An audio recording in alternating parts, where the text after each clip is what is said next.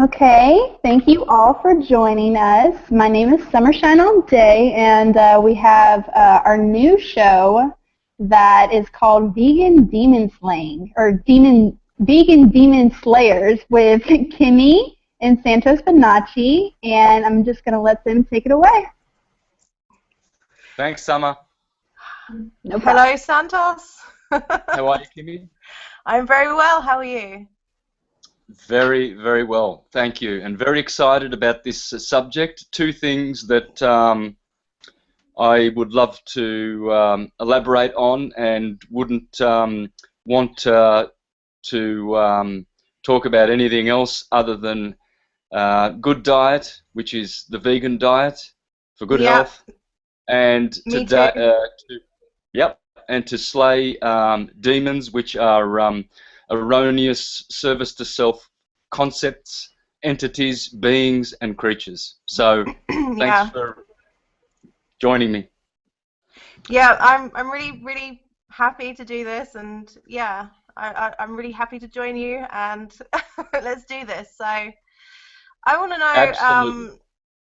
for you, when did you decide to become a vegan, and why did you decide to become a vegan?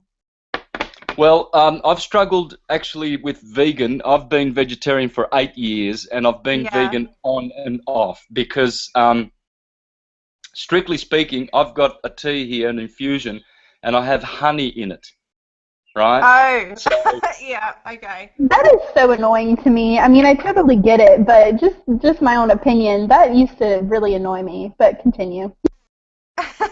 Summer. Yeah, but I don't do the other things like eggs, any milk products. I haven't done that for years and years and years because I know how filthy, putrid milk and dairy products are. And so, so I can be classed as vegan with the exception that I have honey. So, you know, maybe one day I'll get rid of that and probably be 100% vegan, but put it this way, I'm 99% vegan, and that's good enough for me. Well, you can have local honey, right? And local honey, you're not really interfering with the bees? Yes, we do our own honey here on the property. Yeah, that's good. So for me, I've been a vegan for 5 years. Mm-hmm. And I was a vegetarian. And I just basically, I didn't have milk anyway because I used to have some digestive issues, and a digestive hydro nurse that, you know, she basically told me to not have any milk. So I didn't have any milk. So all I had to do to become vegan was to not have eggs. And since I had stopped having eggs, actually, I really felt I just expanded consciously, and yeah, I just really don't want any of that shit inside my body, the cheese and the milk and the eggs and all that stuff.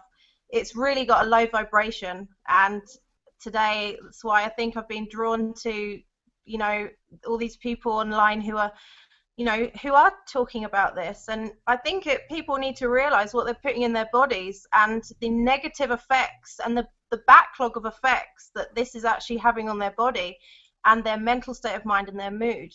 And I think they really need to know about this. What do you think about that? Yeah, absolutely. Look, dairy products and all of that, especially in the Western countries, the cows that we have are hybrid cows, and that alone tells you that the milk is not fit for human consumption. The fact that they are hybrid. In India, they have the original breeds. So if you're going to have milk in India, that's fine. The Hare Krishnas drink the cow's milk from their loved cows, and that's perfectly fine. They make ghee for cooking, and it's great for cooking with. And but in the West, you go on. Oh, but that's not a really highly processed stuff. I mean, that's probably got lots of goodness in it, you know. And we're talking about, these are old, ancient. In these days, that people, you know, that they weren't misused, the animals, you know. Yes, yes, that's right. They love the animals. Sacred in India. Sacred. Yep. So they are looked after, and the products from these animals are pure. Whereas here, our animals are tortured. Really, Yeah. they're injected with all kinds of vaccines which disturb their nervous system, pollute their blood. They are given boosters like DDT in the grass, so they're eating chemicals from the grass and saturating their blood and flesh with all of these putrid chemicals. Then, of course, when they put the milk out, which is already acidic, they homogenize it and pasteurize it. They've done tests on pasteurization and given it to calves, and the calves die within weeks that are fed pasteurized milk. So why are they giving it to human beings? Because they are murderous, they are slanderous, murderers.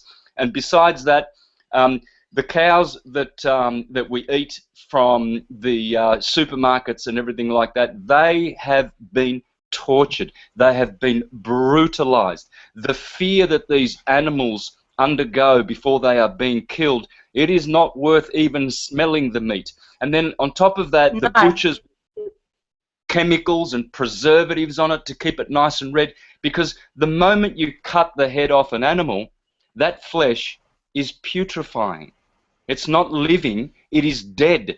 So cooking it, putting spices on it and all of these nice things, it matters not. You are eating dead, putrefying flesh. Hence, look around at all the people who eat meat. They look like shit, they smell like shit, and they are full of shit. Why do I say that? Well, because they've got these big, fat intestines. You see them walking around and they're all stiff like this. That's because the animal spirit has invested their bodies, and the putrefying flesh is stuck to their intestines, and it is seeking a way to get out, and it can't. And so it is backed up in the body, and they're getting fatter and fatter, and they're getting more diseases like arthritis, rheumatism, asthma, piles, all from meat eating. The only reason people are dying is because they are putting dead carcass, dead corpse of sentient beings into their bodies. Yeah, That's why people are dying. It really is disgusting, and your description is absolutely correct, that they are walking around eating this fear and the negativity. They are absolutely petrified when they die. You've obviously watched loads of Earthlings. It's just disgusting, and it's not something that, if you are looking to evolve, if you're looking to work through your chakras, you can't be putting this shit inside your body, because that's what it is. It's shit, basically, and it keeps people locked into their lower, the root chakra and all these, not past the heart. I would say it's probably, you want to work with your heart and your head, not at the bottom, and that's where it's locking you down, and that's also why people are so unhappy, and they're so ignorant, they don't even realize, really. Because they have an animal brain. I mean, when you just said you're eating so many souls. I mean, so not your mentality, your psychicness is just extremely toxic. I mean, you could be just it's disgusting. Like eating all of those souls. Like you're not just eating, one hamburger and you think it's like one animal soul. It's like they grind up that beef. There's hundreds of animal souls in that one hamburger. So. Well, you're like polluting your soul, basically, and it's the same with alcohol. It's the same with smoking, like excessive cigarettes. I don't think there's anything wrong with smoking a cigarette once in a while, having a drink, but when people do it to excess and either eating meat, smoking, they're just polluting their soul completely. Gluttony, yeah. And they're wrecking their own. They're basically. I think they're wasting their life. I mean, I know everybody has a choice, but they're so uninformed, and I guess that's why we're doing these videos, because we want to inform people and make them aware, you know. Yes, look, I would love to warn the meat eaters. From the bottom of my heart, all scriptures condemn meat eating. It is an aberration, and no meat eater will ascend. No meat eater will ascend. They will not enter the heart. They will not enter the high heaven, the head, and activate the dormant brain cells. They will not ascend the oil. The body is acidic. It is putrid. It is foul, and none of the alchemical processes can function properly to activate the individual so that he or she will be self-realized. It is harmful to the individual. It is harmful to animals. It is harmful to the Creator. It is harmful to the cosmos, and they won't go to heaven. Please don't think, anyone who's eating meat, don't think you're going to heaven or wherever you think you're going, to the better places. In Bhagavad Gita, it talks about all the beautiful higher places that we can aspire to. We can go to Vrindavan, which is at the very, very top. We can go to Vaikuntha, which is just below that. We can go to Brahmajyoti, which is the white light, where a lot of people think they're going to be, you know, self-realized and blissed out forever.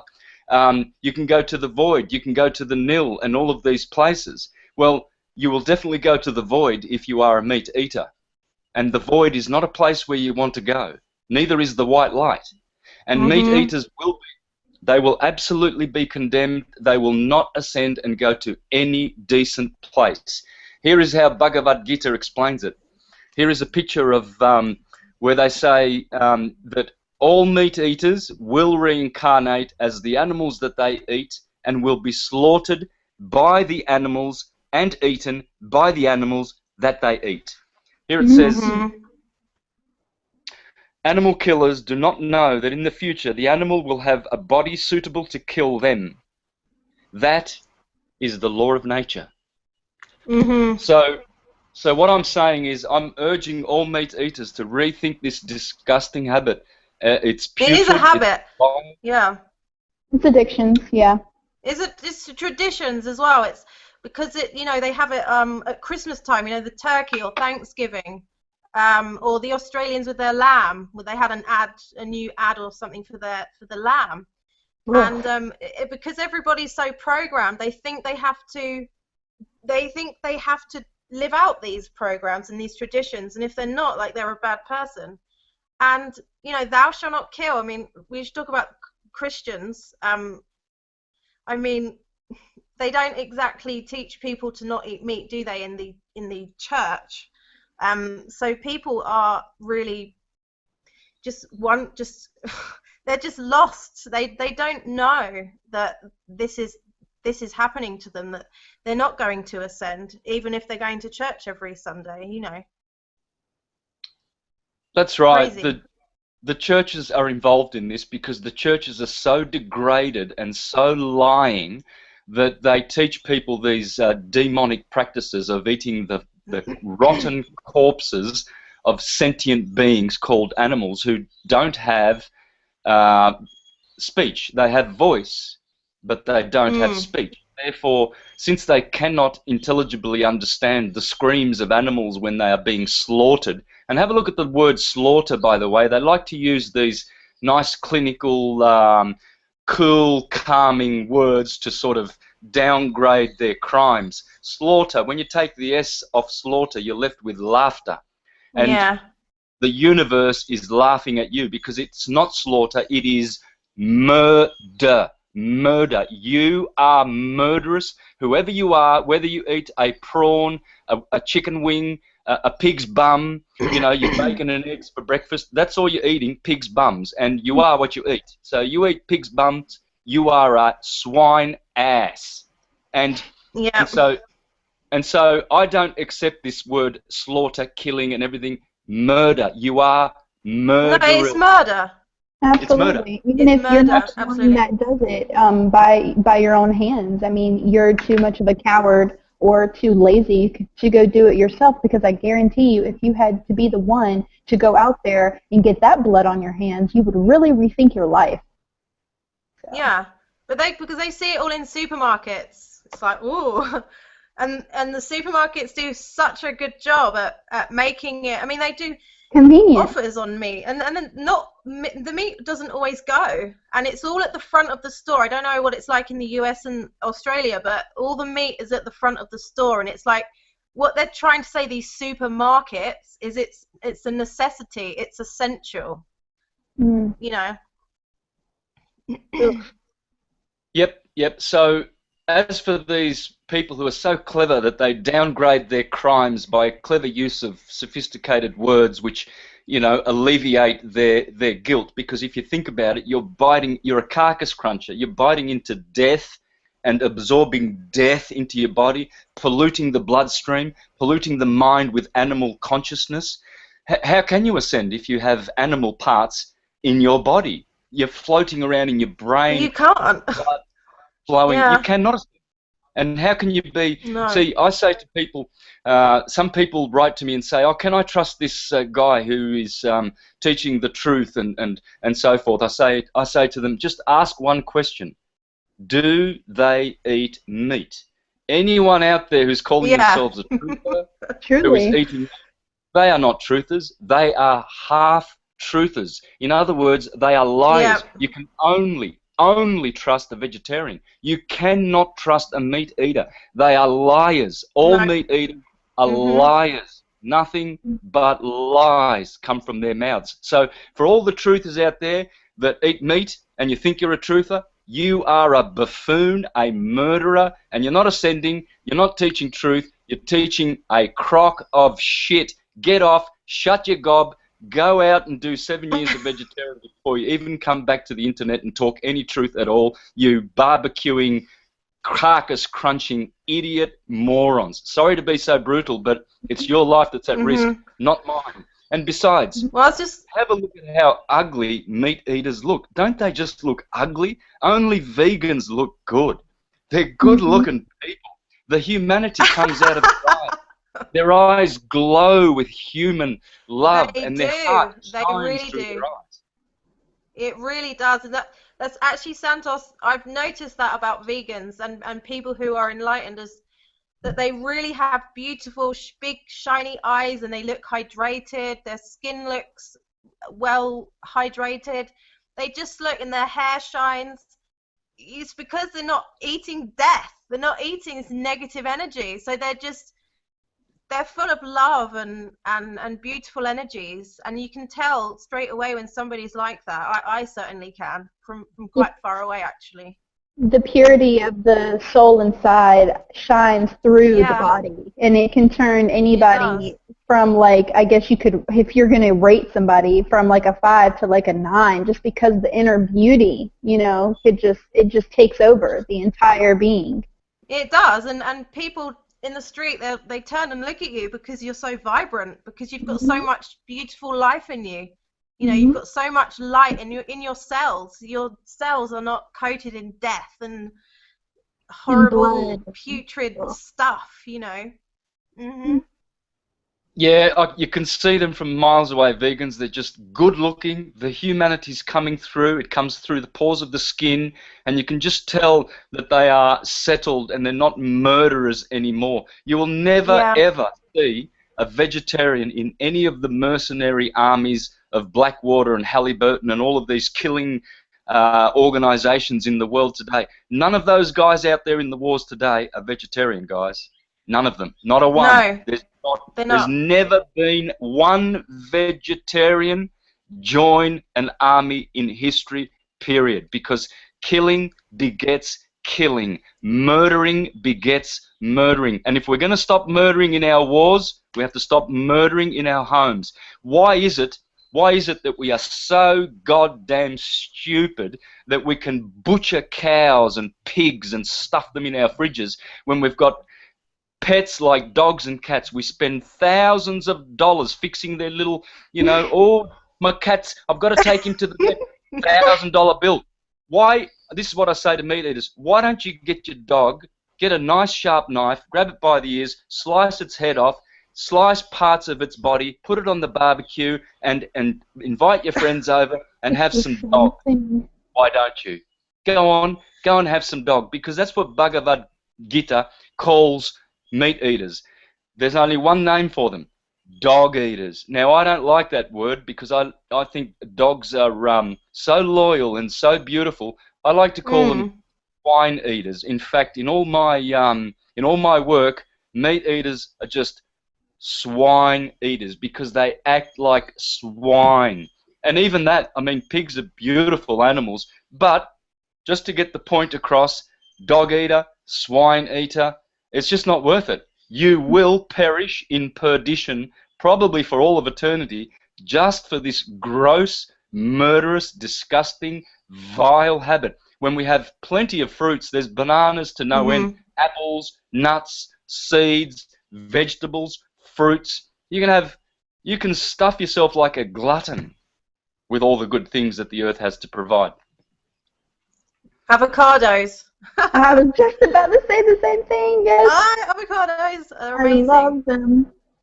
I just wanted to add on to what you guys were saying about meat eaters. I personally, from observing and just, I guess, meditating on this, I really don't like to, I don't know the word I'm trying to use, but I look at vegetarians right up there with meat eaters, because if they're participating in cheese and eggs and dairy, those animals are still being used to death for their milk, and then are just going to be slaughtered for meat whenever they cannot produce any more milk. So I truly just do not condone vegetarianism at all, unless you have a cow on your farm and you're doing it yourself. Like, if you're going to do that, that's great. But, I mean, you're also eating chicken, period. I mean, like, that's disgusting. Like, you're eating a chicken, period. So I don't, and, like, I just have a neighbor, or a roommate, technically,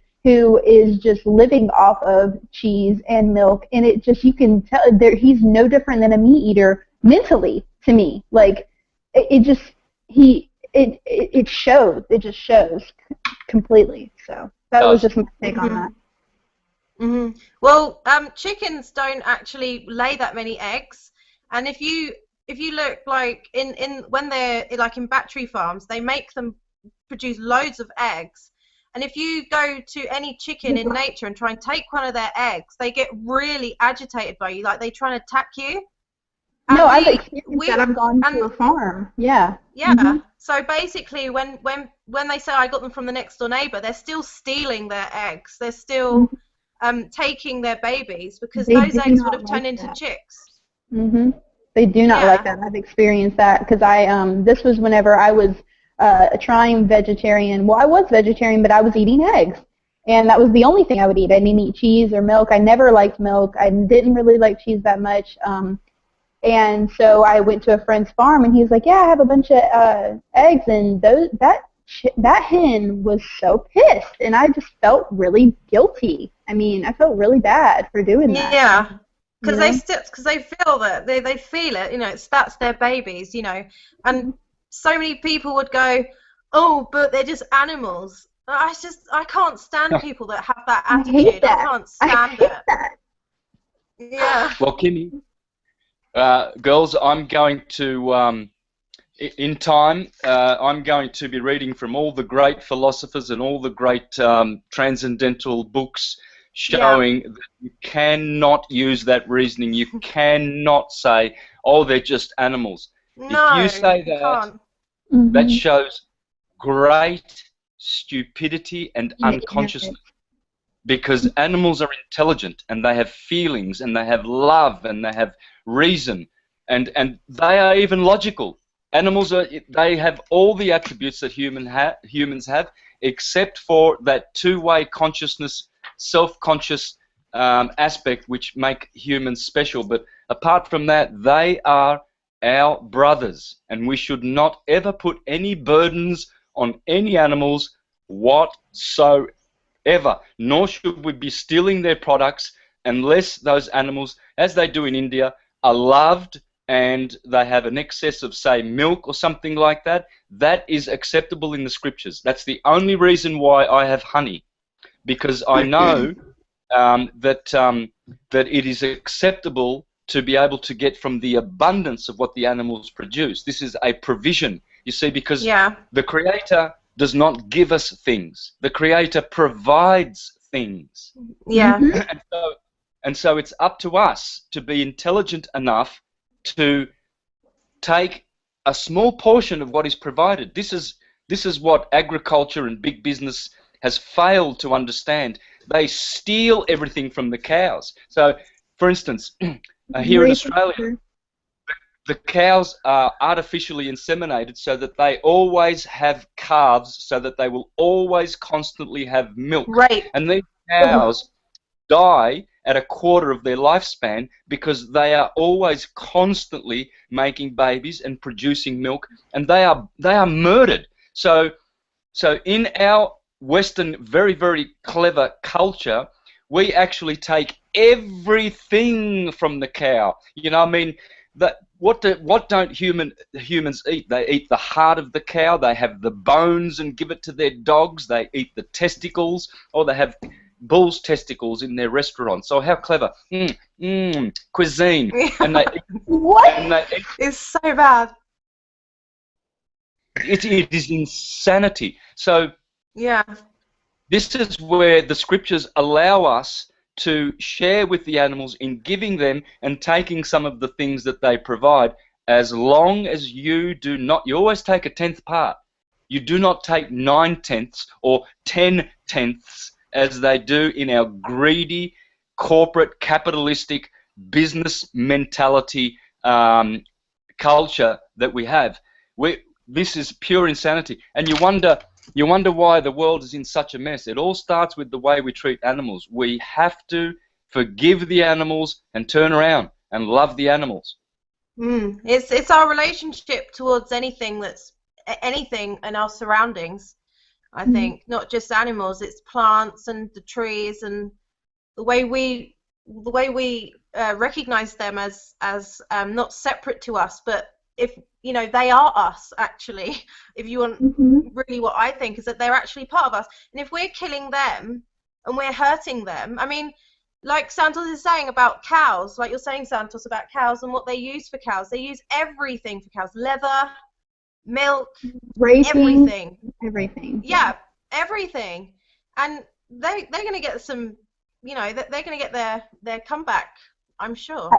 I just think it's really ironic that it's given the title the most holiest of animals, and they are treating it like worse than any animal on the face of the planet. If you really, isn't that ironic? Like, I mean, have you seen the fear in their eyes? When they don't, like I say to people, I say, do you think that cow would walk into a slaughter stand or a murder stand, or run in a field free and eat the grass? What do you think they would do?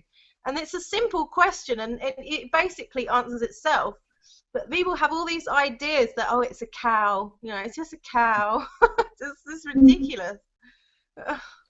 Oh yes, we're just going to clinically slaughter the cow for the benefit of our stomachs. It's something that we do in civilization. No, you're murdering the cow. You're putting the murder and the bloodshed and the guilt on your own head, and you will perish in perdition in horrible places after your body has ceased to exist on this plane, and the spirit goes off to other planes, and you will go off to horrible places. There's just no way around this. There's no way around this. And when you look at it, have a think about this, girls.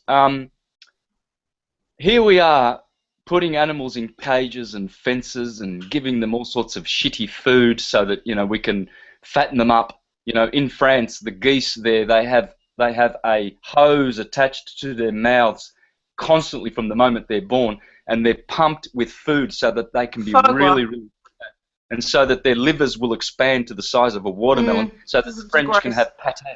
Or because we have pâté in our restaurants, we are so cultured.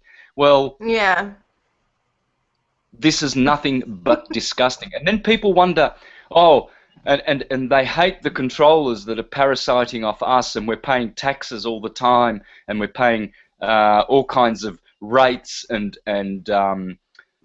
exorbitant tolls and all kinds of fees that we have to pay to live on this planet. Well, if you don't want controllers to parasite off you, I say to meat eaters, you need to stop parasiting off animals, because as you treat animals, so the controllers will treat you, and they will forever harvest your energy, and they will always zap you and bring you into their courts and make you pay and pay and pay for everything, and they will forever send you to wars and kill your brothers in foreign lands, and they will forever channel your energy and sap it off you and zap you of your energy because of the way you unconsciously treat animals.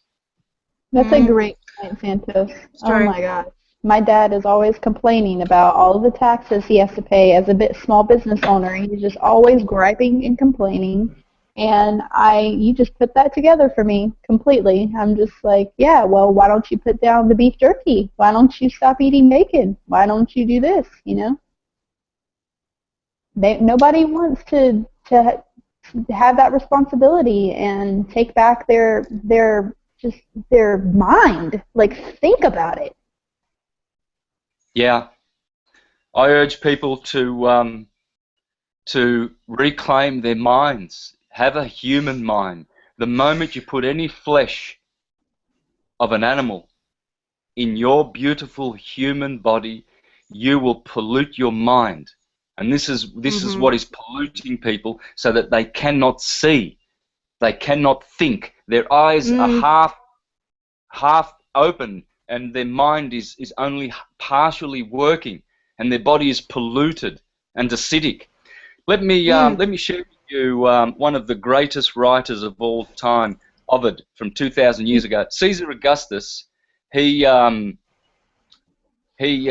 what's the word? Banned Ovid from writing, and he actually vanquished him to an island far away from Rome, because Ovid was such a truth speaker, and he was a great fan of the most famous vegetarian in history, Pythagoras. In fact, all vegetarians in history were called Pythagoreans. Pythagoras was one of the greatest geniuses of history. In fact, all geniuses are vegetarians, bar none, period. All the dunces were meat eaters in history, all of them. The murderers, the idiots. Only vegetarians or vegans became geniuses. And so in his beautiful Metamorphosis, which means transmutation and sublimation of the human into a god, because that's why we're here. See the animal horns, the human is coming out like Sagittarius, that the human is rising above the animal nature by adopting human traits, by adopting human habits, and by ceasing to murder and eat corpses, etc. So I'm going to start my my ancient philosophical sharings with Ovid, okay, and then we're going to go to Leonardo da Vinci, Seneca, Porphyry, Plutarch, and many more of the great ones, to see what they had to say, and so that we can share greatness with people so that they can be inspired. Please, here comes, I'm going to read some of the portions from the chapter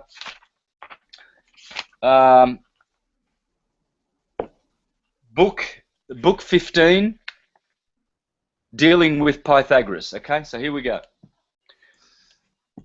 Mortals, refrain from defiling your bodies with sinful feasting, for you have the fruits of the earth and the arbors, whose branches bow with their burden. For you the grapes ripen. For you the delicious greens are made tender by cooking. Milk is permitted to you too, and thyme-scented honey. Earth is abundantly wealthy and freely provides you her gentle sustenance, offered without any bloodshed. Some of the beasts do not eat flesh to allay their own hunger, although not all of them, for horses, sheep, and cattle feed upon grasses, but those of untamable nature Armenian tigers, furious lions, wolves and bears too. These creatures take pleasure in feasting on what they have slaughtered. What an indecency, mingling entrails with entrails, fattening one on the flesh from another one's body, saving the life of one by another's destruction. Surrounded by all of this wealth, so freely provided by earth, the best of all mothers, you wholly ignore it, choosing to mangle sad flesh with your cruel teeth, and delighted again to act out the rites of the Cyclops, unable ever to placate your stomach's voraciousness, your stomach's voracious desires, until at last you have murdered another. There you go, murdered. Ovid knows right choice. He's a poet, one of the greatest poets who ever lived, and vegetarian, of course, because how do you get greatness? Through the vegetarian path. There is no other way. It's true. And I'm backing 100% veganism. I'm being honest with folks. I'm still taking honey. But I am only promoting veganism as the ultimate way. And if you want to be good looking and sexy and have great health, I've never had a problem in my life. Never. Ever. I don't have piles. I don't have mental disorders. I don't have bad breath. I don't stink. I don't have bad BO. I don't have arthritis, rheumatism, asthma, heart, anything. Nothing. Absolutely nothing, because I don't murder. Oh, I just wanted to say before you continue, Santos, because I keep wanting to tell you this, but the opportunity just, has slipped me. You radiate. Like, your health is just completely, like, the way you look in your face is just so amazing, just the transformation. I mean, you could see that something was going on. Eilish talked about that in the show that you did with her. But holy crap, Santos, like, you went back in time. Absolutely. You are just sparkling. Thanks, sister. And I can say the same for you too, guys. Aww. Absolutely. You girls just instill inspiration into me, because you are so beautiful. You are so beautiful. Not only your faces are so delightful to contemplate and behold, but your souls and your nature and your beauty is just radiating the energy of Radharani, goddess, pure and sweet. And I hope that any meat-eating women out there will just look at you and say, I want to look as sexy and as goddess as that. I hope so. Well, yeah, I think a lot of them, the problem is, Santos, is that you've got a lot of haters out there. I don't know if you feel that. There's a lot of jealous women, especially if you're, if you've got a nice face and you talk well, and there's a lot of haters out there. Sometimes it can be hard to actually put your point across to women, because they're just jealous. But I guess that's their journey at the end of the day, isn't it?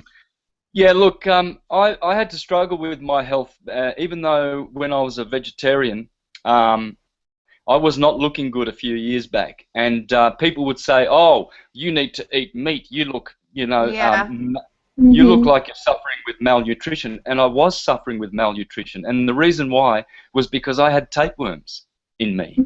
And so I did an Andreas Moritz fast this time last year. And I expelled a tapeworm. I don't know how long that tapeworm was, but it was ugly. And I saw it, and I saw it in the toilet. After I did my Andreas Moritz cleanse fast. I've done that, Santos. I expelled liver stones, gallbladder stones, and liver, gallbladder, and what are the other stones? Kidney? There's a kidney stones. There's a separate flush for the kidney stones, I think.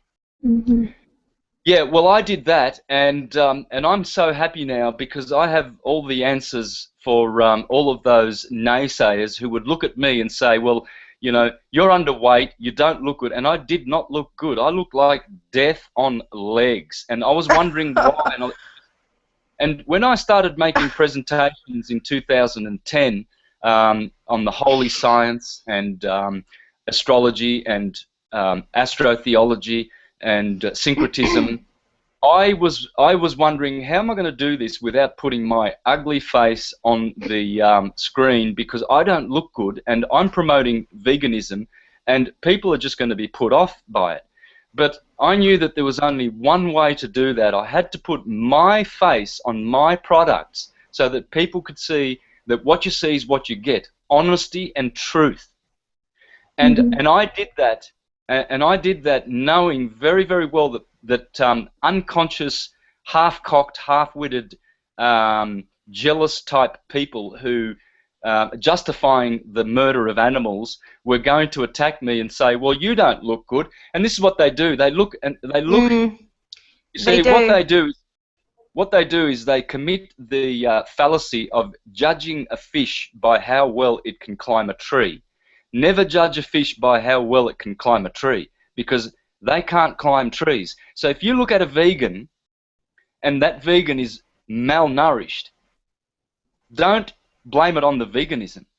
There is other factors, because only eating meat is putrid and death-dealing and sickly and the contributing reason for all diseases. Veganism leads to a very, very long life. Vegans can live up to 250, 300 years in these current circumstances. It's called it's alkaline, isn't it? Absolutely. It's the alkalinity of the body. My personal experience with that, because once I went vegan, you know, I had to go through a lot of detox, and a lot of things were coming up on my face. Like I had this, I don't know what it was, but it was just something huge, like on the side of my face, and then over here, and then recently, in these past few months, I've been getting really huge styes on my eye, and my dad is like, you haven't had those since you were a baby, like, you need to eat a piece of bacon or something, and I'm just like, I am in tune, I know what's going on in my body, and like other people are looking at me saying, well, you should probably go to the doctor. I'm like, don't tell me what I need to do. I know what's going on in my body, okay? I know that this has to happen, and a lot of it's spiritual that comes out and manifests in the physical. So a lot of things that I was detoxing may have not even been, it would just come out as that. You know, you could look at your eyes, and that's the kidneys anyway, so a lot of things were coming out of my kidneys, you know, so anyways. Yep. So as I said, do not judge a fish by how well it can climb a tree. And you see, this is what the naysayers and the half-intelligent, unconscious ones who have not activated their higher minds, their transcendental mind, because we have a mundane mind, which is animalistic, and it is governed by the medulla oblongata and the solar plexus. This is purely animalistic mind. And it's nothing wrong with it. It's a great mind. We have 4 brains in the system. We have the cerebellum, the cerebrum at the top. We have the cerebellum at the back here, and in the middle we have the midbrain and the medulla oblongata, which controls all the involuntary functions of the body. And then we have the solar plexus, which receives images, pictures, and it responds to those pictures. And most people have been educated to use the solar plexus to do all of their thinking. They have not activated any of this, because meat eating keeps the oils, the cristic oils in the cerebrospinal system. These cristic oils are subdued and toxic with acid, because the moment you put flesh in your body, it does not go through your body. It sticks to your intestinal wall, and it looks for places to it seeks for places to exit the body rather than the natural channels. It does not try to. It doesn't go through the natural channels. It just goes all the poisons and toxins from the putrid flesh goes to all the organs, and this is why people are overweight and fat and look so ugly. It's because of ingesting animals. And it's the protein as well. It's the protein that it's very highly concentrated forms of protein is meats. And I think that is a cause of obesity as well. It's the fats in meat are grotesque, saturated nasty, killing fats. I mean, and all acidity as well. You know, it's like if you look at the pH scale for you know, just in general, like on Google, you know, the acid and pH, the alkaline. If you look at the acid forming foods, most of it's eggs, dairy, and meat. So is that itself not a sign to people? And you know, you get like these naturopaths and nutritionists who advocate eating meat. I even told a nutritionist once about a liver flush, about the liver flushes. I do the Andrea Moritz, and they were like, "We don't advocate that. We don't advocate that." And I'm like, "Whoa!" Like, I was really shocked. That doesn't put money in their pockets, of course. Yeah. That's right. It doesn't keep you going back to them so that they can give you antacids and something for your arthritis and something to suck your piles back in, because all that meat is just pushing your backside out of your backside. People just don't think they're like animals. And then you've got these idiots that teach about paleo diet. Oh, we were designed to have a paleo diet. Morons. Man, I wish I could smash them off their soapboxes. And they're writing books and videos and DVDs showing how you can have nice cuts of organic meat and you can stick that in your gob and you can be healthy. I'll tell you what, stupidity abounds on this planet. The morons abound. They should read Ovid. Yeah, I feel like the biggest demon on this planet is gluttony. I really, truly feel like that's because it's blinding you from everything else, because you're being ruled by this demon that has just taken over your mind. Like, you're not even thinking anymore. It's, I gotta get this meat, I gotta get this food, you know? I mean, and that can be with anybody. It's emotional.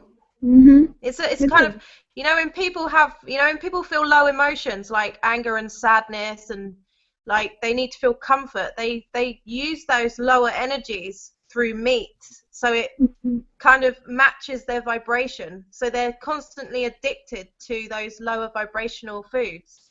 Great point. Yes. Yep. Absolutely. And you're right there, Summer. It is demonism, pure and simple. Only service to self, demons that have infested our beautiful plain earth have taught these things, such things as to murder our fellow living beings on this planet. And rather than letting them, I mean, you look at animals, they want to live. Try grabbing the throat of your pet dog and putting a sharp knife to it and start slicing the throat of your pet dog and see how that dog will yelp for its life. Why? I know. Because it is afraid of death. Animals are afraid of death. They don't want to die.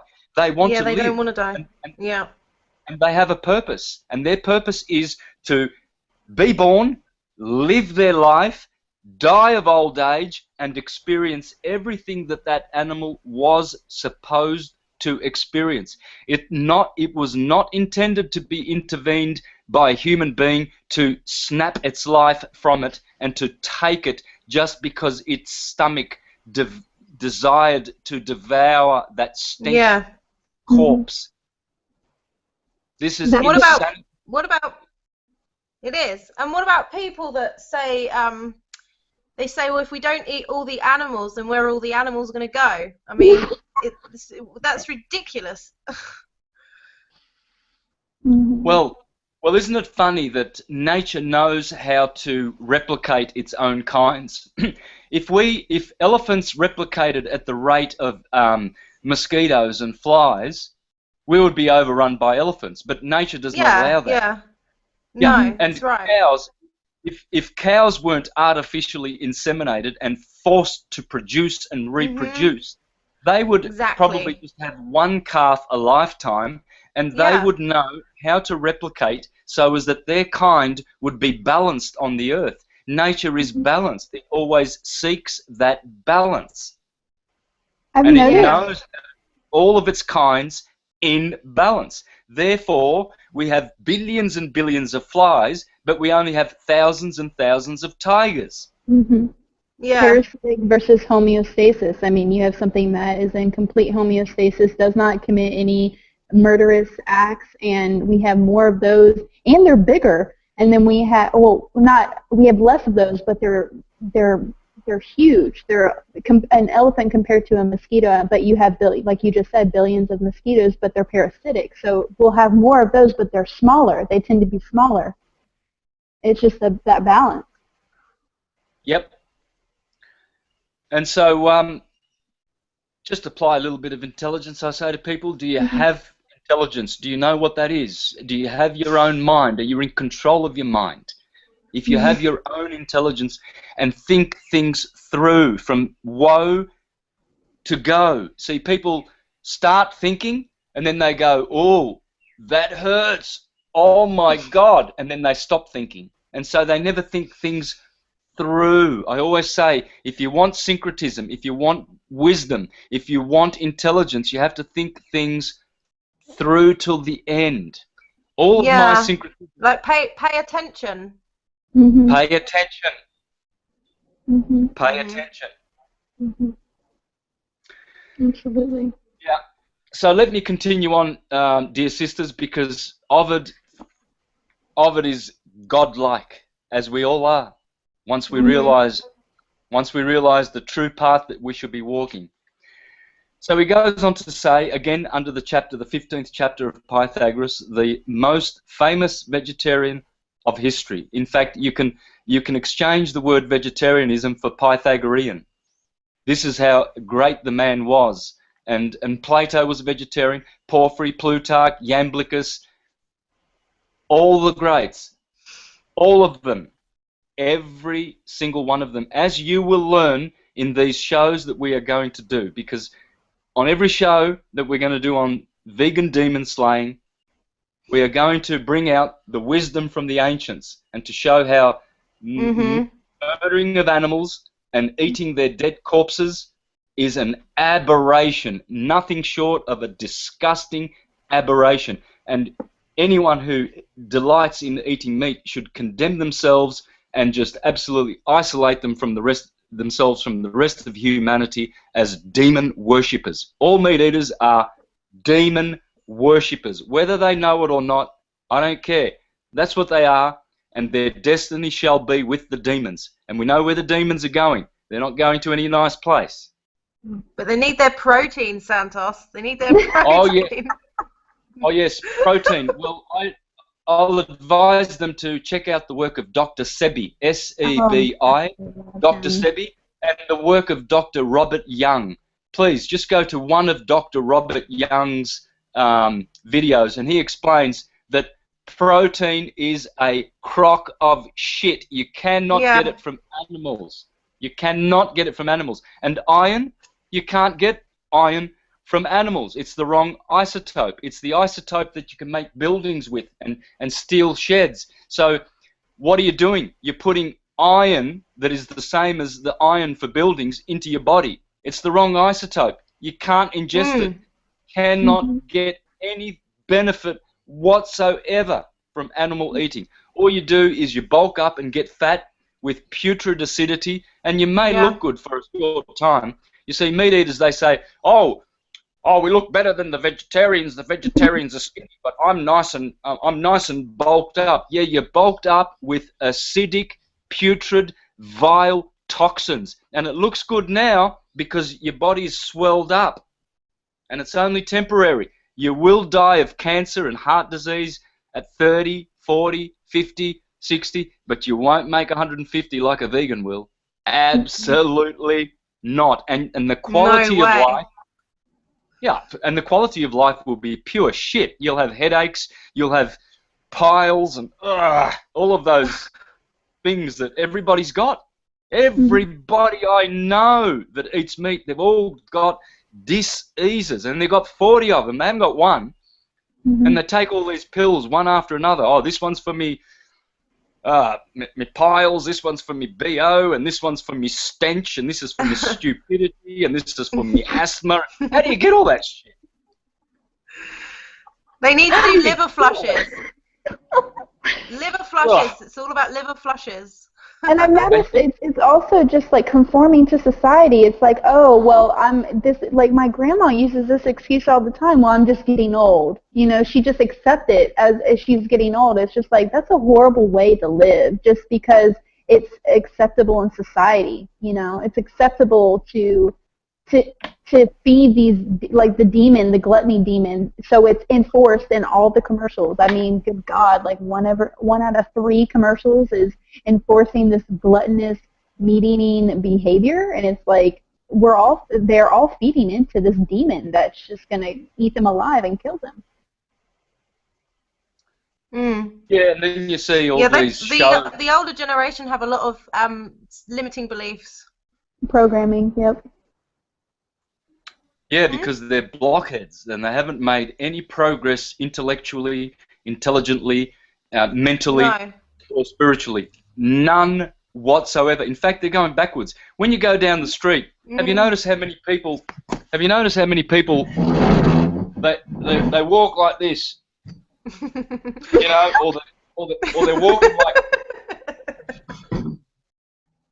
they're walking like they've never done one teeny weeny bit of exercise in all their life. They're walking like every cell of their body is blocked with toxins, and they actually somehow they believe that it's normal. They look around and everyone's fat, everybody's got pimply red faces full of toxins, sweating, and they actually accept this as normal. And then when you walk past with your freshness and your glow and your energy and you're happy and everything, they look at you and they think, the hell, yep. They look up and down and they think, well, what did you do wrong? Are you on drugs or something like that? You're supposed to be miserable and it's just so backward and so sad. I just hope we can reach so many people here, guys. I really do. Yeah, so do I. I think this is an amazing show so far. I think this is like the best thing ever to have hit YouTube. Yeah, definitely. Absolutely, rock on, sisters, and we're going to do this week in, week out until all demons are vanquished from this beautiful plane, and we will have music. We will, in eternity, we will have dancing and laughter. We will have joy and no wars, and all the implements of wars will be turned into plowshares and pruning shears, as Isaiah says, which is on the front, that scripture's quoted on the front of the UN building in the Rockefeller Center in New York.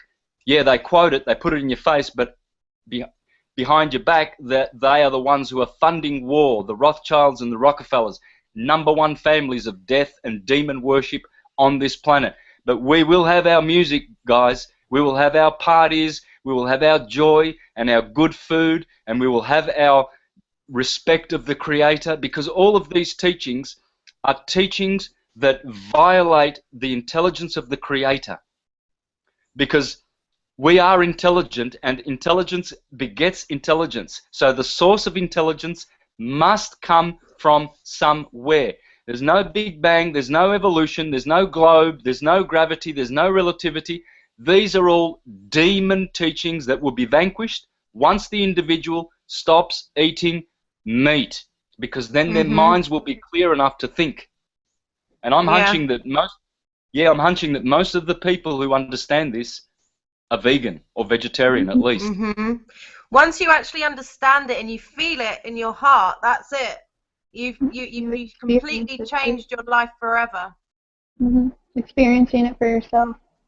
Yeah, it's like feeling in your heart, it's that real expansion, real consciousness, feeling, you know, and feeling alive. True communication with energy, absolutely. Dear sisters, allow me to continue reading on, because this is going to delight your ears and strengthen your hearts as to your resolve to be on the pure path, and it will help many, many others. Please let us rejoice in the words of Ovid. Here we go.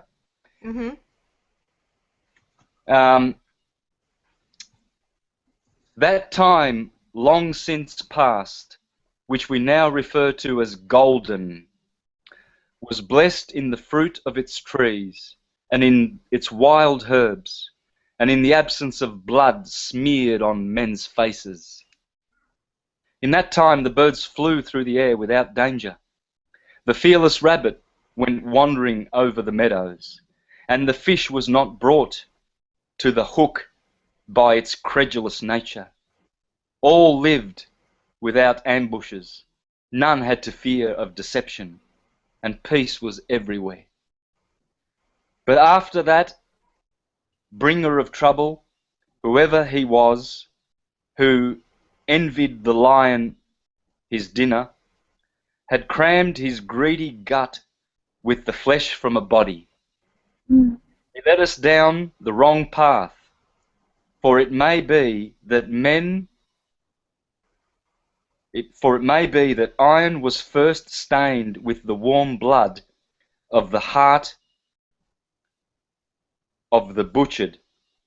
This would not have been a crime had the creatures attacked us.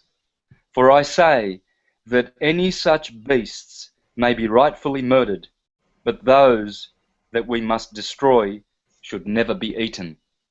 You see, so basically what he's saying is, if you were really designed to eat meat, this is what people say to you: oh yes, but we are carnivores.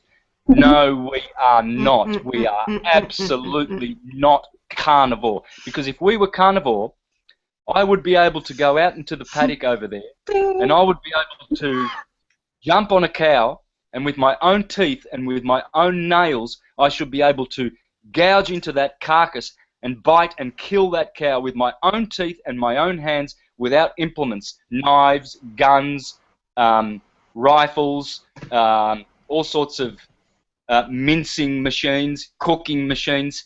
I should be able to run down any animal with my own skills, and I should be able to devour them with carnivore teeth, which I do not have. There's nothing even omnivorous about us. We're completely 100% herbivores. Absolutely.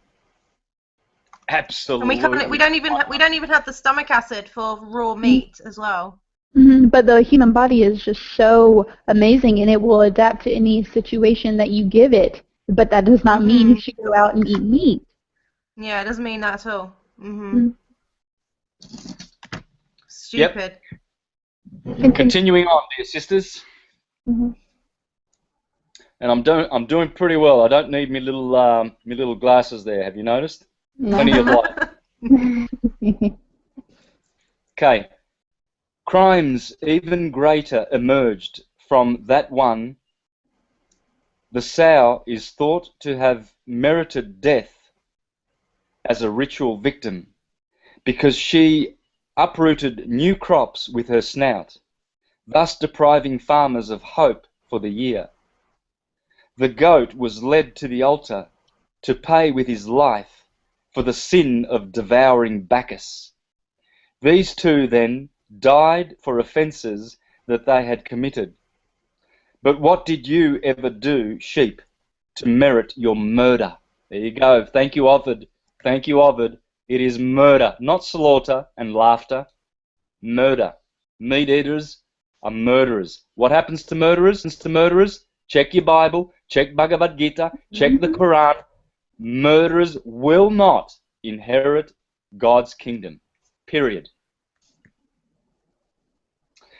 You who were born to serve man with milk from your udders, and with the soft wool underneath we make our garments. Your life is surely more useful to us than your death is. And what have you done, poor ox? So soulful and guileless, innocent simpleton, born to bear our labours. Wholly unmindful, unworthy, the gift of the earth's fruits is one who, after releasing him from the weight of the harness, strikes down the worker with whom he has broken the hard field as many times as it had given him harvests, and chop with his axe at the neck worn by exertion. Isn't that incredible? Wow. When you put it beautiful. in poetry like this, then the mind of the human being is elevated so that you can see what is a crime and what is not. For the scriptures tell us that the fool that does not know the difference between good and evil is just that, a fool. Now, is it enough that man has committed such misdeeds? The gods were charged with them too, were believed to take pleasure in dealing death out as the labour-bearing young bullock.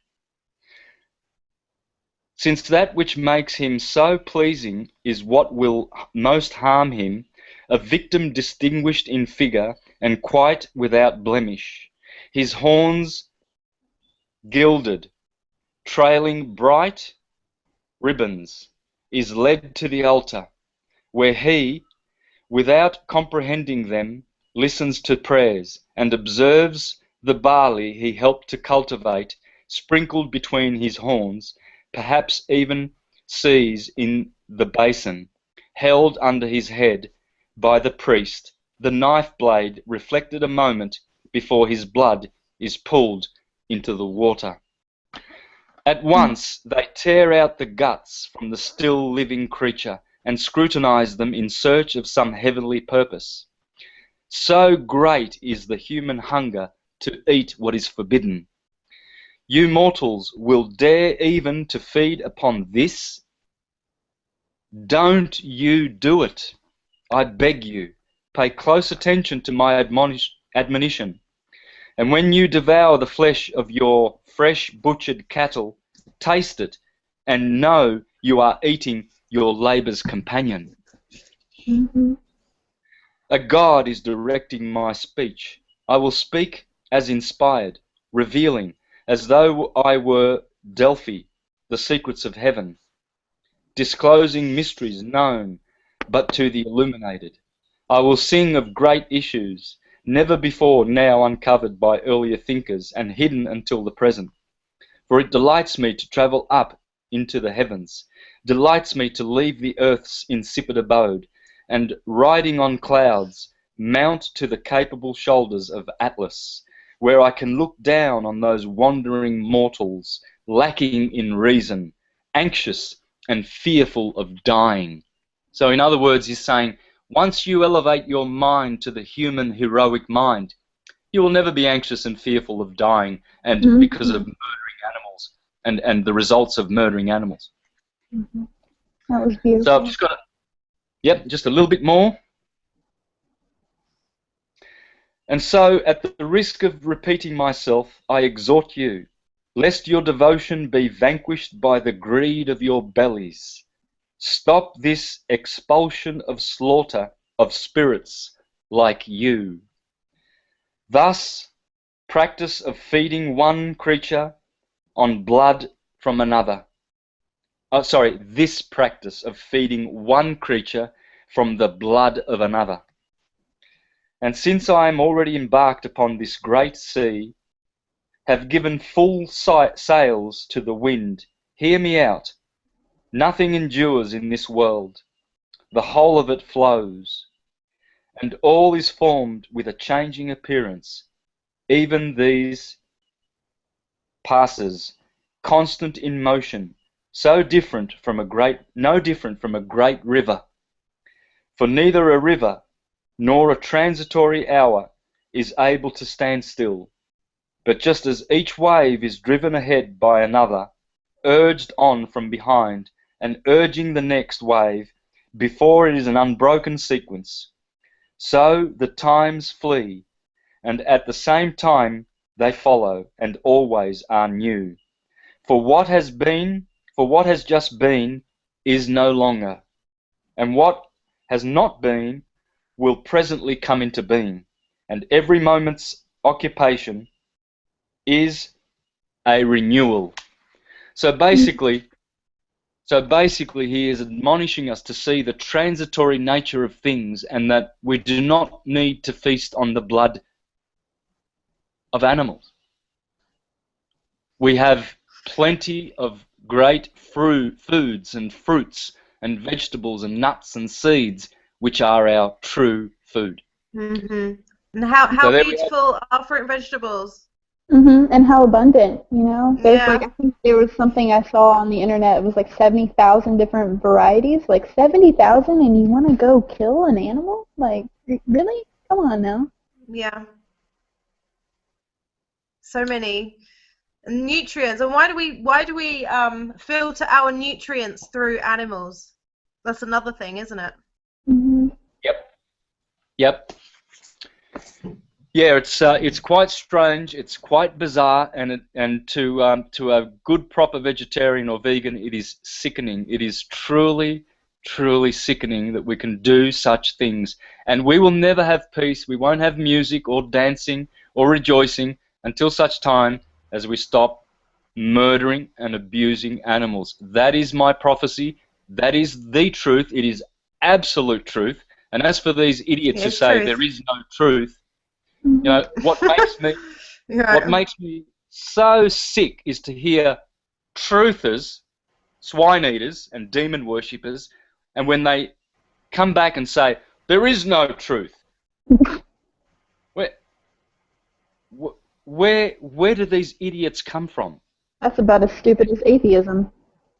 It's as stupid as anything else. That is totally and utterly erroneous. The whole universe is builded on truth. The Creator is truth. Truth is a being. It is a living, breathing, conscious being. Truth is intelligence. It's not a word.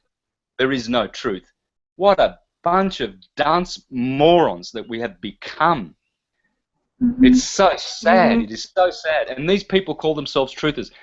Folks, I say to you, anyone out there, anyone who says that they're a truther, just ask yourself a question. Do they eat dead corpses? If they do, they are spewing forth vomitous falsehood from their foul-smelling mouths and their putrid, demonized brains. Run away. Only listen to vegans and vegetarians for your truth. Yeah. And that's what this channel is all about. Turn away from meat eaters. They are liars. They are all deceptive liars, murderous swine eaters. Thank you very much. Thank you. So bad.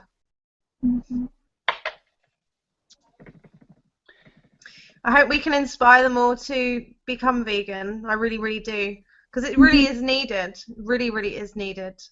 And there's so much just fakeness out there with the vegan movement. I mean, I know it's for a great cause, but a lot of people do it for their egos, and they're posting a bunch of mainstream things, and it's like I appreciate that they're still trying to get the vegan message out there, but it's not done in a pure way at all. I think it is ego. It's a lot of ego. It's like you see these steak houses, and they've got these big burgers and their milkshake and their McDonald's. Oh, I ate a massive steak and a massive burger. It's all of that. It's all the ego. I don't know why, guys, but it's nuts. It's absolutely crazy. Absolutely. Yeah. That's how you get people who say, "Oh, I was a vegetarian for 7 years, and that was the worst thing I did, and now I'm eating meat, and now I'm healthy and happy." I know.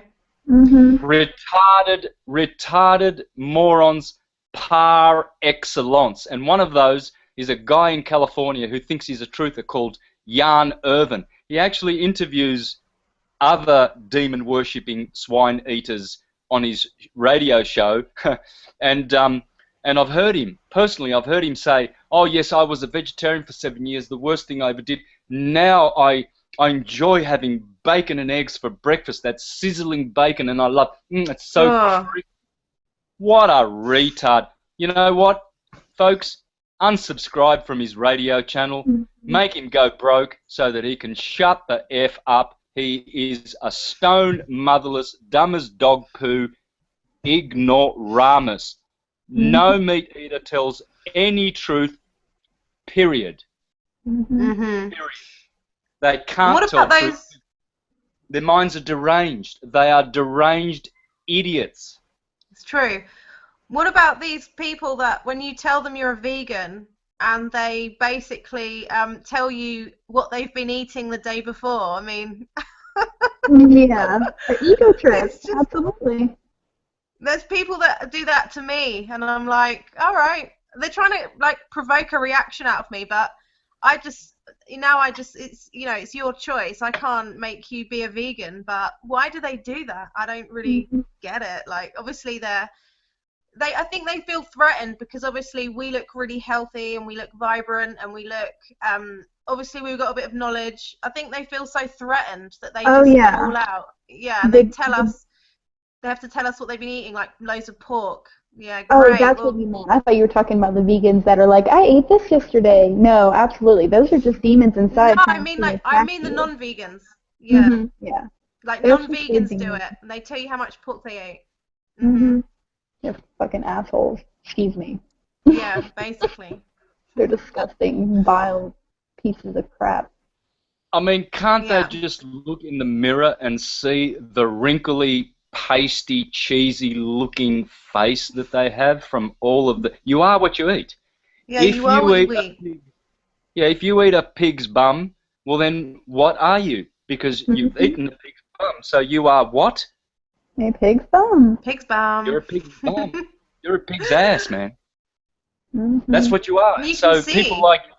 people like Jan Irvin, they need to shut the F up, get off their little soapboxes, pure dunces, no truth coming out of their mouth, just vile stupidity from a deranged, insane mind. Their Mhm. blood is full of bits of blood particles of animals. Why would you want to introduce blood particles from another being, period? Why Mhm. would you want to do that when you can have chlorophyll from green plants, when you can have Mm, water and Mhm. minerals, life. Yep. Mhm. life? Mhm. So Mm. I guess we can just enjoy being so sexy and vegan, And healthy and happy. and it's Yeah. just great when we look in the mirror because we don't see wrinkles, you know, we don't see eyes that are you know, that have no Puffy. fire in them. Our Mhm. eyes are fiery with love and divine bliss and goddessness and godship and health and vitality and vibrance and purity and strength Yeah. and energy and love. Absolutely. That just makes sense, doesn't it? Mhm. Yeah. It does. 100. Absolutely. 100%.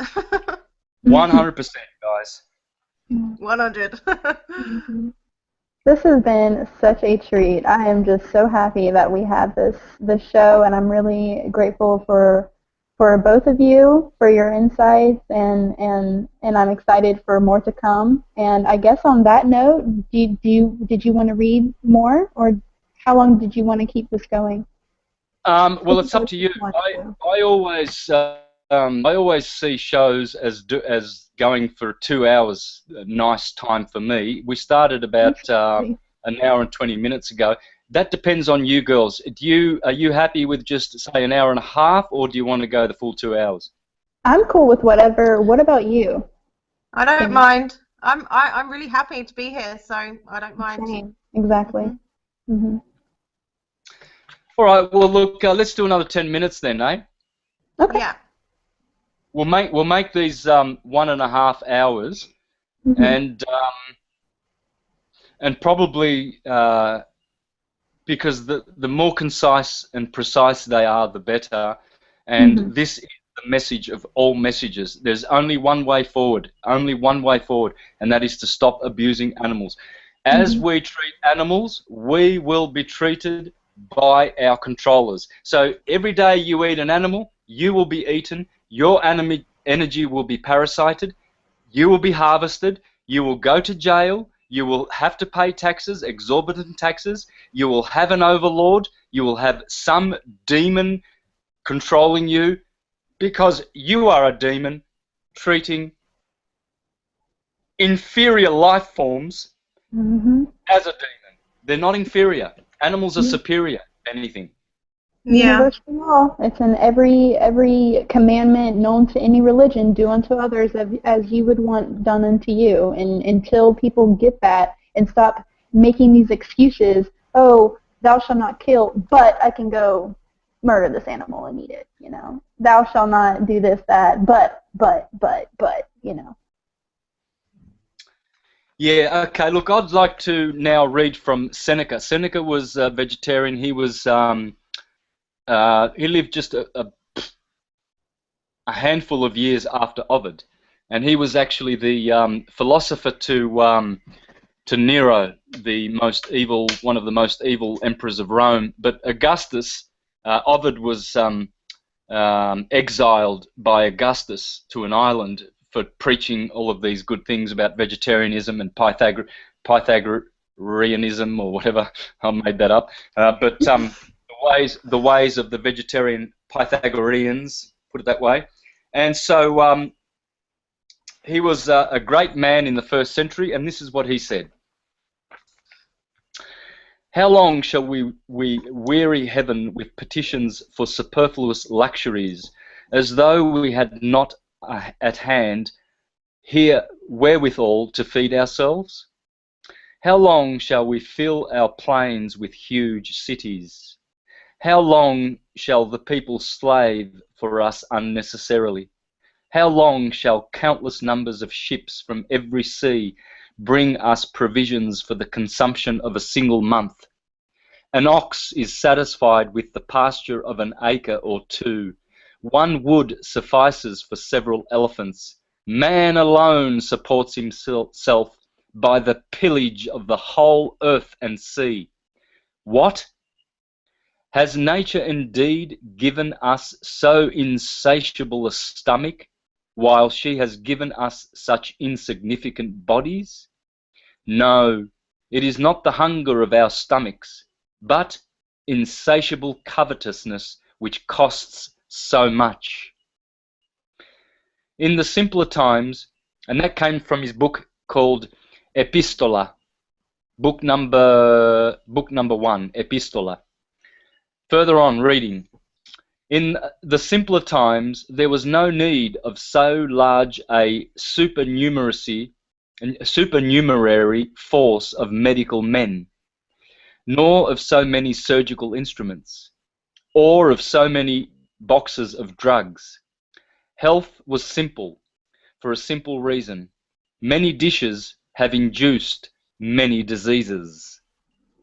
Note how vast a quantity of lives one stomach absorbs. Insatiable, unfathomable, gluttony searches every land and every sea. Some animals it persecutes with snares and traps, with hunting nets, with hooks, sparing no sort of toil to obtain them. There is no peace allowed to any species of being. No wonder that with so discordant diet, disease is ever varying. Count the cooks, you will no longer wonder at the innumerable number of human maladies. Wow. So, as I said before, you got piles, you got heartburn, you got any disease, it's because you're eating dead corpse. It's pretty simple. And Seneca said it 2,000 years ago, clearly.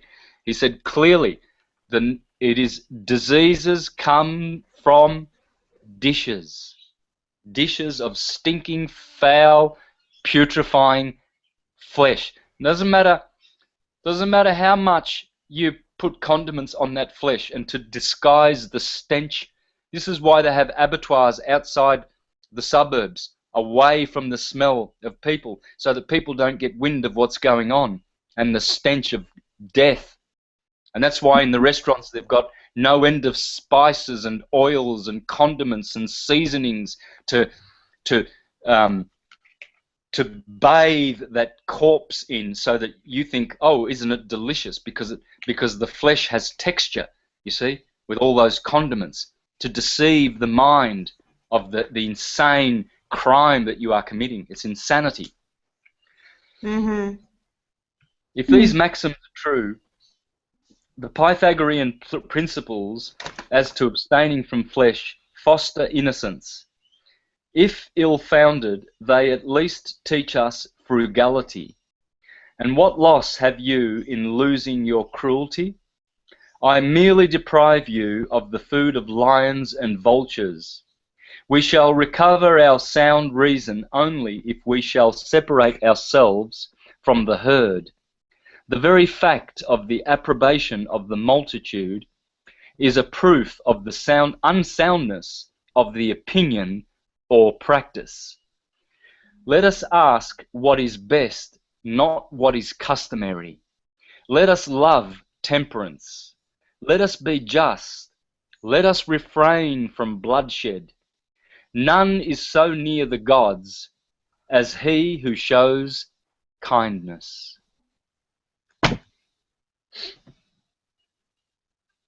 Thank you very much. That's it. That's it. And more to come.